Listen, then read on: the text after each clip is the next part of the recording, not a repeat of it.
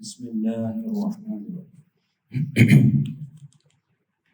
آج انشاءاللہ اللہ کی توفیق سے 20ویں پارے کا خلاصہ بیان کیا جائے گا۔ اللہ ہمیں قرآن کو سمجھنے کی، اس کی تعلیمات پہ عمل کرنے کی اور انہیں آگے پہنچانے کی توفیق عطا فرمائے۔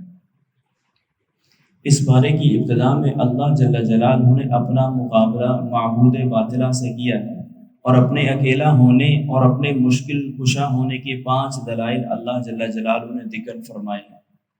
پہلی دلیل ارشاد فرمائی امن خلق السماوات والارض وانزل لكم من السماء ماء الہ مع اللہ۔ او لوگوں بتاؤ تو صحیح کون ہے جس نے آسمانوں کو پیدا کیا، زمین کو پیدا کیا اور تمہارے لیے آسمان سے پانی اتارا۔ الہ مع اللہ، کیا اللہ کے علاوہ کوئی اور خدائی طاقت ہے جو تمہارے لیے زمین آسمان اور آسمانوں سے پانی اتار سکے؟ دیکھو، بتلاؤ۔ دوسری دلیل اللہ نے بیان فرمائی امن جعل الارض قرارا وجعل خلالها انہارا وجعل لها رواسي الہ مع اللہ۔ لوگوں بتاؤ تو صحیح کون ہے جس نے زمین کو ٹھہرایا اور اس کے درمیان دریاؤں کو جاری کیا اور اس کے اوپر پہاڑوں کو گاڑ دیا؟ کیا اللہ کے علاوہ کوئی اور طاقت ہے جو ایسا کر سکے؟ تیسری دلیل اللہ نے بیان فرمائی امن یجیب المضطر اذا دعاه ویکشف السوء۔ بھلا بتاؤ تو صحیح کون پریشان حال آدمی کی دعاؤں کو قبول کرتا ہے جب وہ بندہ اللہ کی طرف ترستی ہوئی نگاہیں اٹھاتا ہے؟ الہ مع اللہ، کیا کوئی اور ہے خدا جو غریبوں کی ان چیزوں کو پورا کر سکے، ان کی تکلیف اور بیماریوں کو دور کر سکے؟ چوتھی بات اللہ نے ارشاد فرمائی امن یہدیکم فی ظلمات البر والبحر ومن یرسل الرياح بشرا بین یدی رحمتی الہ مع اللہ۔ بولو بتاؤ تو صحیح کون خشکی میں اور تری میں تمہیں اندھیریوں میں راستہ دکھاتا ہے اور کون اپنی رحمت بارش سے پہلے ٹھنڈی ہوائیں بھیجتا ہے؟ کیا اللہ کے علاوہ کوئی اور خدا ہے جو ایسا کر سکے؟ پانچویں دلیل اللہ نے بیان فرمائی امن یبدأ الخلق ثم یعیدہ ومن یرزقکم من السماء والارض الہ مع اللہ۔ او شورگٹ والو بتاؤ تو صحیح انسانیت کو پیدا کس نے کیا، ساری کی ساری مخلوقات کو پیدا کس نے کیا؟ میدان معاشر میں انہیں دونوں کون دوبارہ اٹھائے گا اور تمہیں آسمان اور زمین سے کون رزق دیتا ہے؟ الہ مع اللہ، کیا یہ کام اللہ کے علاوہ کوئی کر سکتا ہے؟ تو میرے عزیزو، یہ کوئی طاقت نہیں ہے، صرف اللہ کی ذات کی طاقت۔ اور سارے انبیاء کی دعوت یہ تھی یا قوم اعبدوا اللہ ما لکم من الہ غیرہ، کہ اے میری قوم اللہ کے ساتھ جڑ جاؤ، اللہ کے علاوہ تو کوئی اور تمہارا رب نہیں ہے۔ اس کے بعد اللہ نے ایک چیلنج دیا قل ہاتوا برہانکم ان کنتم صادقین، اگر اللہ کے علاوہ کوئی ہے تو کوئی لے کے آؤ ہمارے سامنے، ہمارا مقابلہ کرواؤ، لیکن نہیں ہے۔ قرآن کی دوسری آیت بیان فرماتی ہے قل هو اللہ احد، میرے محبوب پوری دنیا کے سامنے اعلان کرے اللہ ایک ہے، اللہ جیسا کوئی نہیں۔ پھر اللہ جل جلالہ نے ارشاد فرمایا وَإِذَا وَقَعَ الْقَوْلُ عَلَيْهِمْ أَخْرَجْنَا لَهُمْ دَابَّةً مِّنَ الْأَرْضِ تُكَلِّمُهُمْ، اور جب معاملہ ہماری طرف سے طے ہو جائے گا، وقت آ جائے گا، تو ہم زمین سے ایک جانور نکالیں گے جو انسانوں سے بات کرے گا۔ حدیث میں پیغمبر صلی اللہ علیہ وسلم کا ارشاد ہے قرب قیامت زمین سے ایک جانور نکلے گا جو انسانوں سے بات کرے گا۔ اس جانور کے نکلنے کے بعد توبہ کا دروازہ بند ہو جائے گا، کوئی توبہ کرے گا بھی صحیح قبول نہیں ہوگی۔ سورہ نمل کے آخر میں اللہ نے قیامت کی ہولناکیوں کو بیان فرمایا ہے وَيَوْمَ يُنفَخُ فِي الصُّورِ، جس دن سور پھونکا جائے گا، فَزِعَ، ڈر جائے گا، دھب جائے گا، ہل جائے گا، من فی السماوات، جو آسمانوں میں ہے، چاہے وہ جبرائیل ہے، میکائیل ہے، اسرافیل ہے، اسرائیل ہے، وہ بھی ڈر جائیں گے، ومن فی الارض، جو کوئی زمینوں کے نیچے ہے یا زمین سے اوپر ہے، سب مدہوش ہوں گے۔ آج کیا ہونے والا ہے؟ آج رحمان کے انصاف کا دن ہے۔ آج اللہ جل جلالہ آدم علیہ السلام کے سے لے کے محمد عربی کے آخری انسان تک جس نے ظلم کیا ہے، آج اس کو کٹہرے میں لایا جائے گا۔ پھر اللہ نے فرمایا وَتَرَى الْجِبَالَ تَحْسَبُهَا جَامِدَةً، اے میرے محبوب ان پہاڑوں کو جن کو آپ بڑا بڑا دیکھتے ہیں، هِيَ تَمُرُّ مَرَّ السَّحَابِ، یہ بادلوں کی طرح روئے زمین پر اڑتے پھریں گے، ان کو روئی کے گالوں کی طرح ہوا میں اڑا دیا جائے گا۔ پھر فرمایا وَأَنْ أَتْلُو الْقُرْآنَ، میں قرآن کی تلاوت کرتا ہوں، فَمَنْ اهْتَدَى فَإِنَّمَا يَهْتَدِي لِنَفْسِهِ، جو کوئی قرآن کی تعلیمات اور محمد عربی صلی اللہ علیہ وسلم سے جڑے گا اس کا فائدہ اسی بندے کو ہے، نہ اللہ کو فائدہ ہے نہ رسول اللہ کو فائدہ ہے۔ وَمَنْ ضَلَّ، اور جو قرآن کی تعلیمات کو پس پشت ڈالے گا، پیغمبر صلی اللہ علیہ وسلم کی تعلیمات کو پس پشت ڈالے گا، انما انا من المنذرین، فرمایا میرا کام صرف خبردار کر دینا ہے، باقی تم جانو، تمہارا خدا جانے، مانو گے عزت دے گا، نہ مانو گے اللہ عذاب دے گا۔ اس کے بعد سورہ قصص ہے۔ اس صورت میں اللہ نے موسیٰ علیہ السلام کا واقعہ بڑی تفصیل سے بیان فرمایا اور فرعون، قارون اور حامان کا انجام بھی ذکر فرمایا، اور مقصد یہ بتلانا ہے کہ جو لوگ زمین میں بڑے بنے ہوئے ہیں مال و دولت، عہدے، منصب کے اعتبار سے، اگر وہ حق کا ساتھ نہیں دیں گے بلکہ باطل کو پھیلانے اور زمین میں فساد برپا کرنے کی کوشش کریں گے تو ان کا انجام بھی قارون، فرعون اور حامان کے ساتھ ہوگا۔ جیسا کہ ایک حدیث میں آتا ہے، پیغمبر صلی اللہ علیہ وسلم نے ارشاد فرمایا، بے نمازی کا حشر فرعون اور قارون کے ساتھ ہوگا۔ اللہ ہم سب کو محفوظ فرمائے۔ فرمایا نتلو علیک نبأ موسیٰ و فرعون، اے میرے محبوب ہم آپ کو فرعون کا اور موسیٰ کا واقعہ سناتے ہیں کہ جب اسے بتلایا کہ ایک ایسا بچہ پیدا ہونے والا ہے جو تیرے سلطنت کے تخت کو الٹ دے گا، تو فرعون نے حکم جاری کیا بنو اسرائیل کے بچوں کو ذبح کیا جائے اور بچیوں کو زندہ کیا جائے۔ اللہ جل جلالہ کی قدرت کاملہ کے سامنے کسی کی کیا تدبیر ہو سکتی ہے؟ بچہ پیدا ہوا، ذبح کرنے کا حکم تھا، موسیٰ علیہ السلام کی والدہ کے دل میں اللہ نے ڈالا اس کو نیل میں ڈال دے، تو انہوں نے ڈال دیا، لیکن ماں کی ممتا تھی، ساتھ اپنی بیٹی کو بھی بھیج دیا، دیکھو یہ ڈبہ، یہ صندوق کہاں جا کے رکتا ہے۔ اللہ کی شان، جو اللہ کا بھی دشمن اور مستقبل میں موسیٰ علیہ السلام کا بھی دشمن فرعون تھا، وہ صندوق اسی کے خادماؤں کے ہاتھوں لگتا ہے اور وہ بچہ فرعون کے سامنے پیش کیا جاتا ہے، تو اللہ کی شان، موسیٰ علیہ السلام کی محبت فرعون کی بیوی کے دل میں ڈال دی جاتی ہے، تو وہ فرعون سے کہتی کہ اس کو قتل نہ کر، ہم اس کو اپنا بیٹا بناتے ہیں۔ تو اللہ جل جلالہ نے اپنے پیغمبر کی تربیت اور اپنے پیغمبر کو پالا اپنے دشمن کے گھر میں۔ اس سے یہ بات پتہ چلتی ہے حالات جیسے بھی آ جائیں، وَمَكَرُوا وَمَكَرَ اللَّهُ وَإِنَّ اللَّهَ خَيْرُ الْمَاكِرِينَ، اللہ کی تدبیر ہمیشہ سب سے اوپر ہوتی ہے، یہ بات ذہن نشین ہونی چاہیے۔ تو جب بالغ ہوئے تو ایک دن دوپہر کے وقت بازار میں نکلے تو دو بنو اسرائیل کا اور قبطی کی آپس میں لڑائی ہو رہی تھی، تو موسیٰ علیہ السلام نے اپنے ساتھی کے حق میں دوسرے کو مکہ مارا، اللہ کی شان وہ ایک مکے سے مر گیا۔ تو موسیٰ علیہ السلام کے بارے میں قتل کا مشورہ ہونے لگا، ایک آدمی نے بتایا تو موسیٰ علیہ السلام مصر چھوڑ کر مدین تشریف لے گئے۔ وَلَمَّا انفَرَدَ مَعَ مَدْيَنَ، اور جب وہ مدین کے کنویں کے پاس پہنچے تو وَجَدَ مِن دُونِهِمْ امْرَأَتَيْنِ تَذُودَانِ، تو بہت سارے چرواہے اپنی بکریوں کو پانی پلا رہے تھے، تو دیکھا دو خواتین پردے کے اندر الگ سے اپنے جانوروں کو روکے کھڑی ہوئی ہیں، تو وہ شعیب علیہ السلام کی بیٹیاں تھیں۔ شعیب علیہ السلام کی بیٹیوں کے اس واقعے میں جو ابھی آئے گا، ہمیں 5 روشن اصول ملتے ہیں۔ اگر وہ ہم اپنی خواتین کو سکھا دیں تو معاشرے میں امن بھی پیدا ہو جائے گا اور عورت کی عزت اور منزلت بھی بہت بڑھ جائے گی۔ پہلا اصول، قرآن فرماتا ہے من دونہم، وہ عورتیں مردوں سے الگ تھلگ ہو کر ایک سائیڈ پہ کھڑی تھی۔ معلوم یہ ہوا کہ ان کی بیٹیاں مردوں سے ملنے جلنے اور اختلاط سے بچنے کی وجہ سے سائیڈ پہ کھڑی تھی۔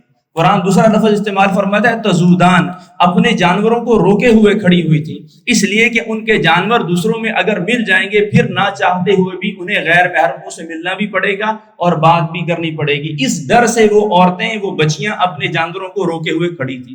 قرآن پھر ارشاد فرماتا ہے لا نسقی حتی یصدر الرعاء، وہ بچیاں کہتی ہیں کہ ہم اس وقت تک اپنے جانوروں کو پانی نہیں پلائیں گی جب تک سارے چرواہے پانی نہیں پلائیں گے۔ ان لڑکیوں نے غیر محرم مردوں سے بچنے کے لیے اور میل جول سے بچنے کے لیے اپنا قیمتی وقت قربان کرنا مناسب سمجھا، لیکن مردوں سے بات کرنا اور ان سے اختلاط کرنا اپنے لیے حرام سمجھا، اس لیے انہوں نے اپنا قیمتی ٹائم ضائع بھی کیا۔ اور وجہ بیان فرمائی ہماری باہر نکلنے کی، وہ ابونا شیخ کبیر، ہم گھر سے نکلنا پسند نہیں کرتے لیکن مجبوری ہے، بھائی ہے کوئی نہیں، باپ بوڑھا ہے جو جانوروں کو پانی نہیں پلا سکتا، اس وجہ سے ہم گھر سے باہر نکلی ہیں مجبوری کی وجہ سے۔ 5ویں چیز اللہ نے بیان فرمائی فجاءته احداهما على استحياء، شرم و حیا سے چلتی ہوئی شعیب علیہ السلام کی ایک بیٹی آئی۔ حضرت عمر رضی اللہ عنہ نے اس آیت کی تشریح فرمائی، مطلب یہ ہے کہ کپڑے سے اپنا چہرہ چھپا ہوا تھا۔ معلوم ہوا اگر گھر سے باہر نکلنا کبھی مجبوری کی وجہ سے پڑ بھی جائے اور محرم ساتھ نہ ہو تو غیر محرم سے بات کرنا پڑ جائے تو پردے کی صورت میں کرنی ہے۔ کس صورت میں جی؟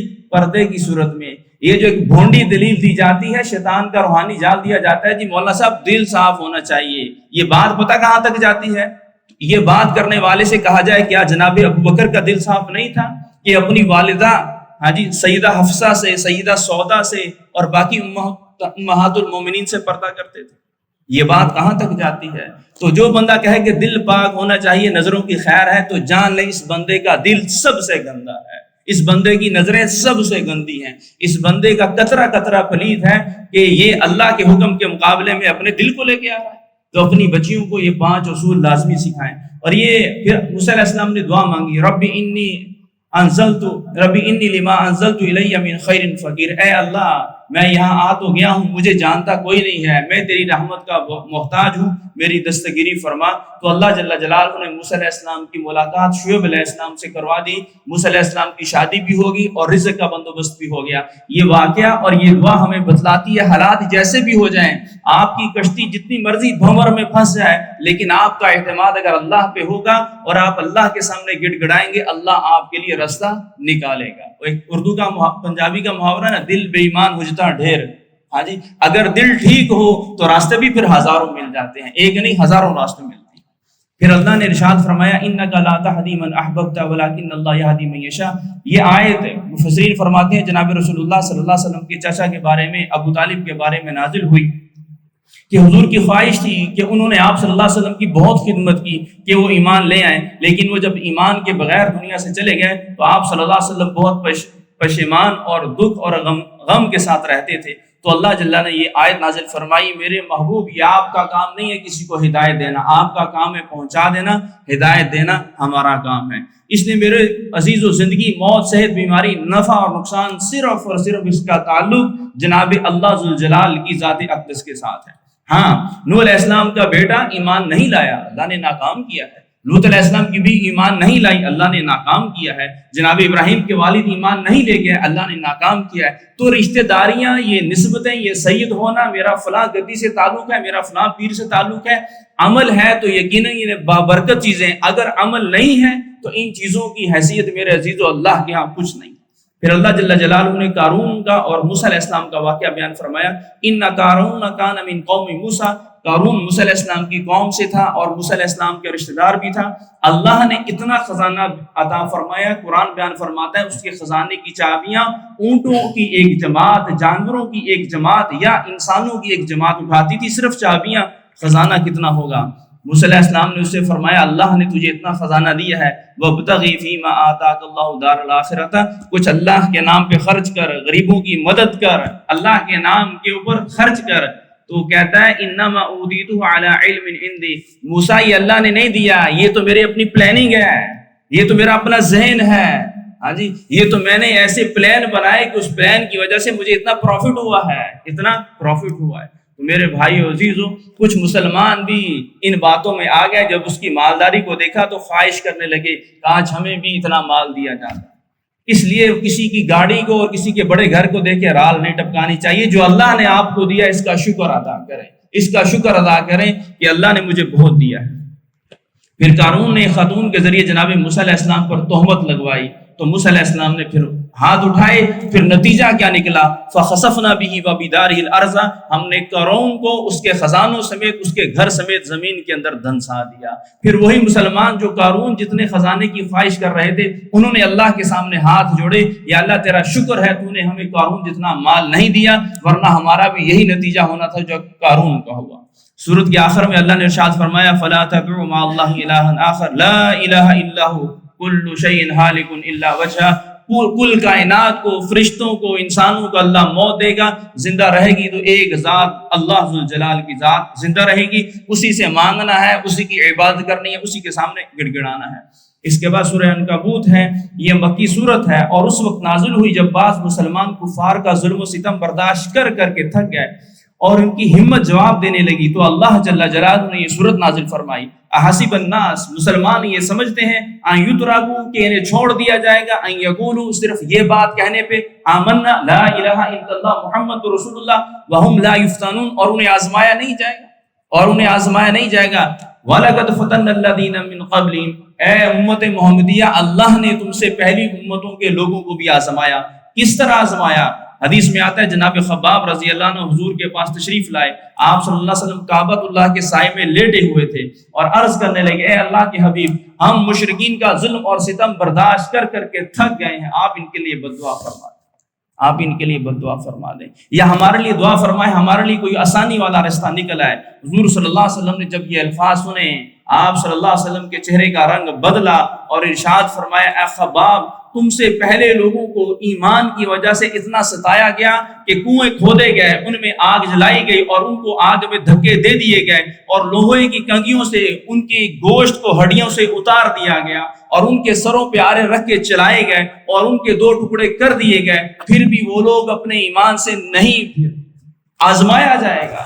خواتین کو بھی آزمایا جائے گا، مردوں کو بھی آزمایا جائے گا۔ آج جتنے بھی یہ باریک لباس پہننے والی خواتین ہیں سب آزمائش میں ہیں، بے پردہ خواتین سب آزمائش میں ہیں، آوارہ نظروں والے مرد سب آزمائش میں ہیں، یہ جتنی لڑکیاں اور لڑکے بالغ پڑھتے ہیں اکٹھے کالج میں یونیورسٹی میں، یہ سب آزمائش میں ہیں، اور یہ آزمائش میرے عزیزو مرنے سے پہلے اس میں کامیاب ہو جائیں، ورنہ الامان والحفیظ جو آخرت کے معاملات رسول اللہ صلی اللہ علیہ وسلم نے ہمیں بتلائے ہیں، اللہ ساری کی ساری امت کو اس سے محفوظ فرمائے۔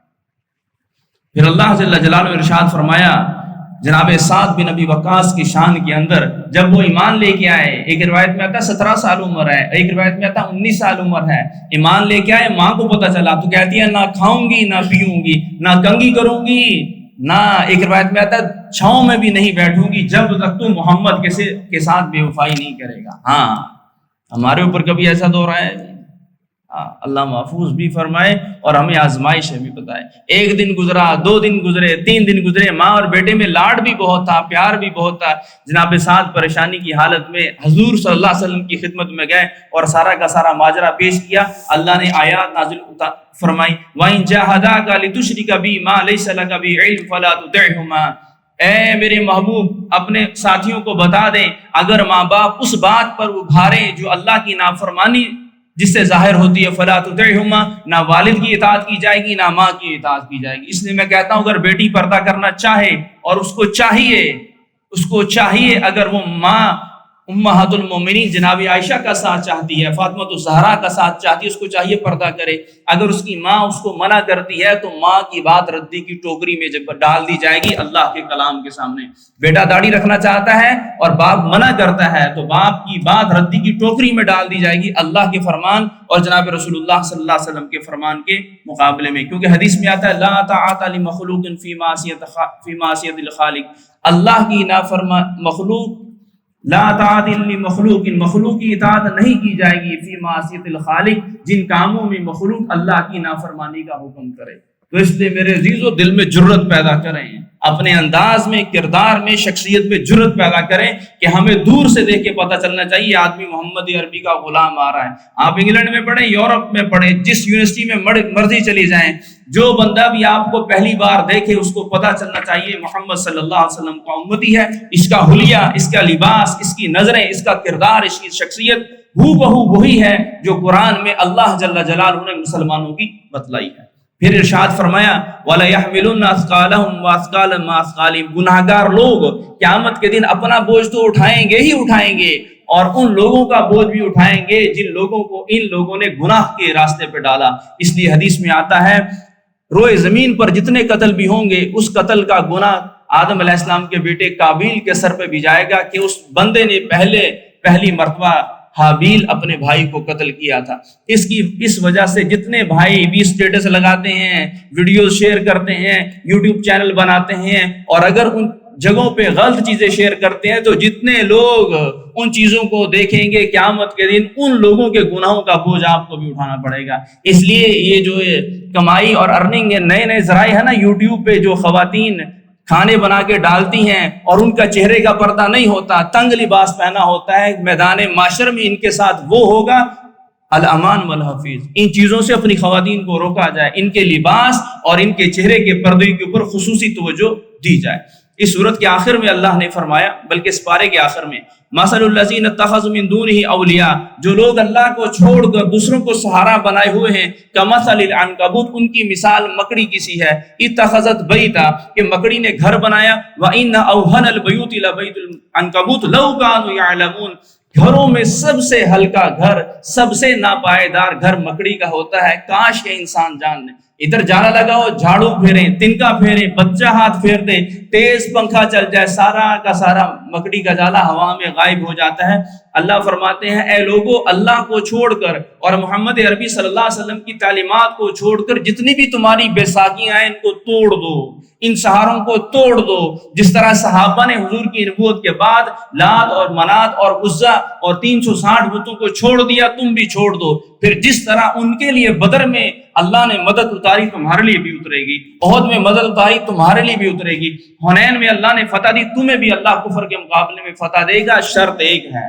شرط ایک ہے لا تہینوا ولا تحزنوا وانتم الاعلون ان کنتم مؤمنین۔ جب یہ غیر اللہ کے سہاروں والی بساکیاں توڑ دو گے، کسی کے پاس پیسے کی بساکی ہے، کسی کے پاس عہدے کی بساکی ہے، کسی کے پاس منصب کی بساکی ہے، اللہ جل جلالہ قادر ہے ان سارے کے سارے عہدے، منصب اور ڈگریوں سمیت ہمیں ذلیل کر دے اگر ہم محمد عربی کی نافرمانی کریں گے۔ قارون کا واقعہ اسی بارے میں گزرا ہے، اللہ نے مال اور وجاہت کے ہوتے ہوئے اس کو ذلیل کر کے رکھ دیا۔ کیوں؟ جب اس نے موسیٰ علیہ السلام کی بات کو نہیں مانا۔ تو اس لیے میرے عزیزو، امت مسلمہ کی ترقی اور عروج کے لیے ضرور اللہ سے دعائیں مانگنی چاہیے۔ ہماری دعائیں ہماری بیٹی اور ہمارے بیٹے اور ہمارے کاروبار سے شروع اور ادھر ہی ختم ہو جاتی ہیں، حالانکہ رسول اللہ صلی اللہ علیہ وسلم کی جتنی بھی دعائیں آئی ہیں وہ امت کے لیے آئی ہیں۔ ایک مرتبہ آپ صلی اللہ علیہ وسلم گھر میں تشریف لائے اور چہرے پہ بشاشت تھی۔ امہات المومنین جناب عائشہ نے دیکھا اور دعا کے لیے درخواست کر دی، اے اللہ کے حبیب، اے ہمارے حبیب، میرے لیے دعا فرما دے۔ آپ صلی اللہ علیہ وسلم نے ارشاد فرمایا، اے اللہ عائشہ کی اگلی پچھلی اور ظاہری اور باطنی ساری کی ساری لغزشوں کو معاف فرما دے۔ اتنی خوشی ہوئی جناب عائشہ کو کہ ان کا سر حضور کی گود میں جا لگا، ہنس ہنس کے مسکرا کے کہ میرے محبوب نے میرے لیے دعا کی ہے۔ تو اللہ کے نبی نے پوچھا، عائشہ تجھے میری دعا سے اتنی خوشی ہوئی ہے؟ کہا ہاں یا رسول اللہ، کیوں نہ ہو، دو جہان کے سردار، اللہ کے محبوب، امام الانبیاء، شافی محشر نے میرے لیے دعا فرمائی ہے، خوشی کیوں نہ ہو۔ تو آپ صلی اللہ علیہ وسلم نے ارشاد فرمایا، عائشہ یہ دعا میں ہر نماز کے بعد اپنی امت کے لیے کرتا ہوں، یہ دعا ہر نماز کے بعد میں اپنی امت کے لیے کرتا ہوں۔ یہ امت، اس امت کی خواتین، اس امت کے نوجوان اور اس امت کی نوجوان بچیاں اور اس امت کے بوڑھے کدھر کھڑے ہیں حضور کے ساتھ وفا کے اعتبار سے؟ صرف نعتیں، صرف نعرے، صرف جذباتی باتیں، کردار، شخصیت، کریکٹر، کچھ بھی نہیں۔ اس لیے میرے عزیزو، قرآن فرماتا ہے ان اللہ لا یغیر بقوم، اللہ کسی قوم کے حالات کو اس وقت تک تبدیل نہیں کرتا جب تک وہ خود اپنے آپ کو تبدیل کرنے کی نیت نہ کرے۔ اس لیے اپنے آپ کو، مجھ سمیت یہ ساری کی ساری باتیں میرے لیے پہ ہیں، ہم اپنے آپ کو بدلیں، اپنے بیوی بچوں کو پیغمبر صلی اللہ علیہ وسلم کی تعلیمات کے ساتھ جوڑیں۔ اللہ دنیا بھی عزت اور عافیت والی دے گا، موت بھی ایمان والی دے گا، اور میدان محشر میں انبیاء علیہ الصلوۃ والسلام کا ساتھ بھی نصیب ہوگا۔ اللہ ہم کو عمل کی توفیق عطا فرمائے۔